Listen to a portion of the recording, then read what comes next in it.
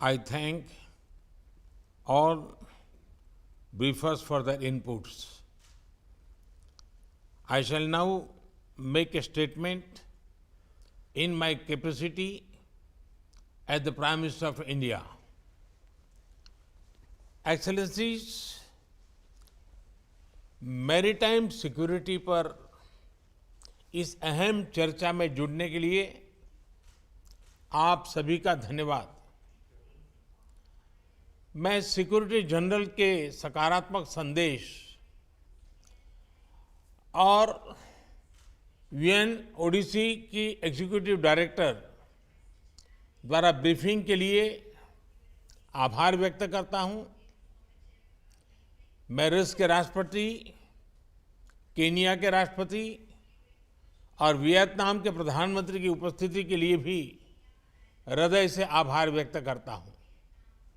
Excellencies, समंदर हमारी साझा धरोहर है।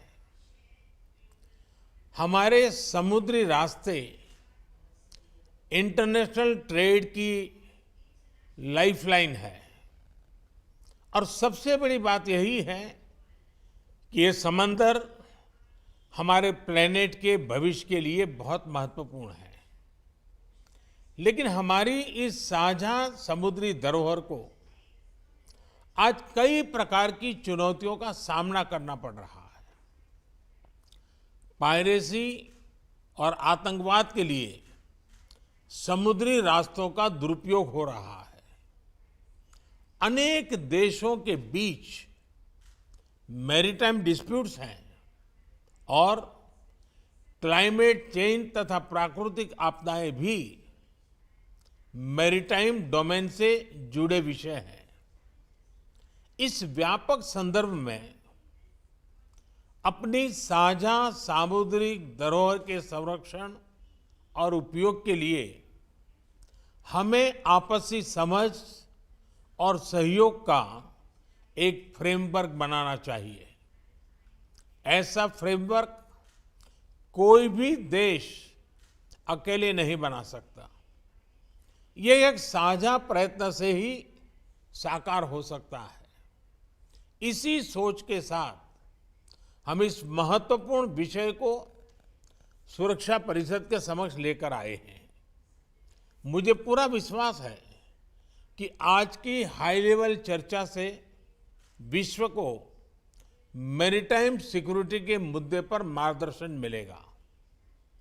एक्सेलेंसी, इस मंथन को स्ट्रक्चर देने के लिए मैं आपके समक्ष 5 मूलभूत सिद्धांत रखना चाहूंगा। पहला सिद्धांत, हमें मैरीटाइम ट्रेड में बैरियर्स हटाने चाहिए। हम सभी की समृद्धि मैरीटाइम ट्रेड के सक्रिय फ्लो पर निर्भर है। इसमें आई अड़चनें पूरी वैश्विक अर्थव्यवस्था के लिए चुनौती हो सकती है। फ्री मैरीटाइम ट्रेड भारत की सभ्यता के साथ अनादिकाल से जुड़ा हुआ है।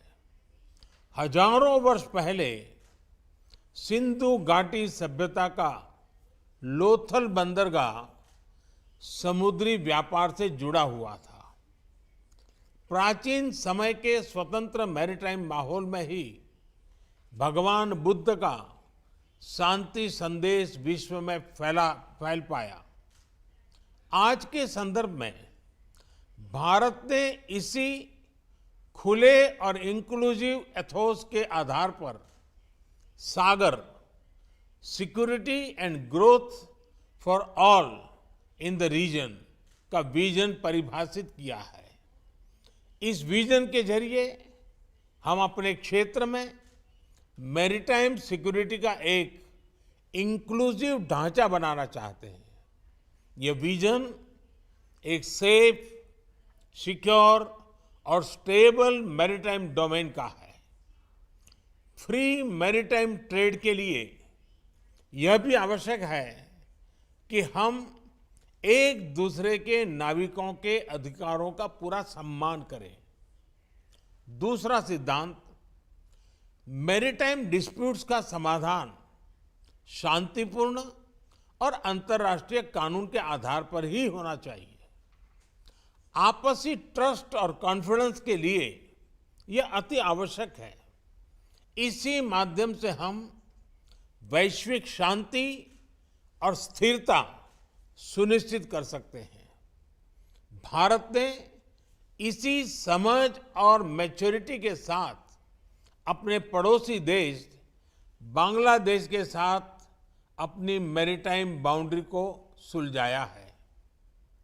तीसरा सिद्धांत, हमें प्राकृतिक आपदाओं और नॉन स्टेट एक्टर्स इनके द्वारा पैदा किए गए मैरीटाइम थ्रेट्स का मिलकर सामना करना चाहिए। इस विषय पर क्षेत्रीय सहयोग बढ़ाने के लिए भारत ने कई कदम लिए हैं। साइक्लोन, सुनामी और प्रदूषण संबंधित समुद्री आपदाओं में हम फर्स्ट रिस्पॉन्डर रहे हैं। पायरेसी को रोकने के लिए भारतीय नौसेना में 2008 से हिंद महासागर में पेट्रोलिंग कर रही है। भारत का वाइड शिपिंग इंफॉर्मेशन फ्यूजन केंद्र हमारे क्षेत्र में साझा मैरीटाइम डोमेन अवेयरनेस बढ़ा रहा है। हमने कई देशों को हाइड्रोग्राफिक सर्वे सपोर्ट को और समुद्री सुरक्षा में प्रशिक्षण भी दिया है। हिंद महासागर में भारत की भूमिका एक नेट सिक्योरिटी प्रोवाइडर के रूप में रही है। चौथा सिद्धांत, हमें मैरीटाइम एनवायरनमेंट और मैरीटाइम रिसोर्सेज को संजोकर रखना होगा। जैसा कि हम जानते हैं, ओशन का क्लाइमेट पर सीधा इम्पैक्ट होता है और इसलिए हमें अपने मैरीटाइम एनवायरनमेंट को प्लास्टिक्स और ऑयल स्पिल्स जैसे प्रदूषण से मुक्त रखना होगा और ओवरफिशिंग और मैरीन पोचिंग के खिलाफ साझा कदम उठाने होंगे। साथ ही हमें ओशन साइंस में भी सहयोग बढ़ाना चाहिए। भारत ने एक महत्वाकांक्षी डीप ओशन मिशन लॉन्च किया है। हमने सस्टेनेबल फिशिंग को प्रोत्साहन देने के लिए भी कई पहले ली है। पांचवा सिद्धांत, हमें रिस्पॉन्सिबल मैरीटाइम कनेक्टिविटी को प्रोत्साहन देना चाहिए।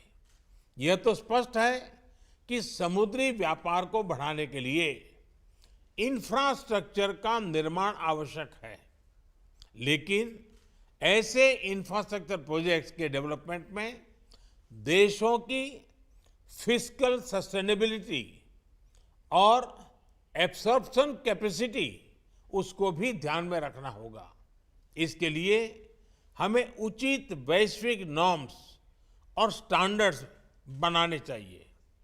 एक्सेलेंसीज, मुझे विश्वास है इन 5 सिद्धांतों के आधार पर मैरीटाइम सिक्योरिटी कोऑपरेशन इसका एक वैश्विक रोड मैप बन सकता है। आज की ओपन डिबेट की उच्च और सक्रिय भागीदारी यह दिखाती है कि यह विषय सुरक्षा परिषद के सभी सदस्यों के लिए महत्वपूर्ण है। इसके साथ मैं एक बार फिर आपकी उपस्थिति के लिए आपका आभार व्यक्त करता हूं। धन्यवाद।